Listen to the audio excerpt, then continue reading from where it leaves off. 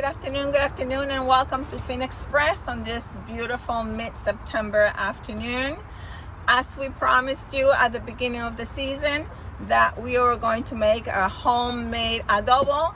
Well, 'tis the season now to make soups and stews and chiles. So we thought that this would be the perfect time for you to have a recipe of homemade adobo that you can make to your taste. You can customize it according to your spices that you have at home. Here we're going to make a simple one, just so you can have it at disposal for the season ahead. Welcome.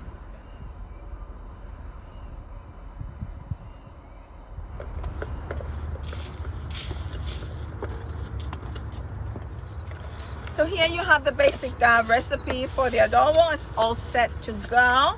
What I do differently at this point is that I take about 1/4 cup of this adobo on the side, and as you know, I save all my peel from all the zest from oranges and limes, and I just dry some orange zest, and I add about 1 tablespoon of orange zest to the 1/4 cup that I'm going to sit on the side.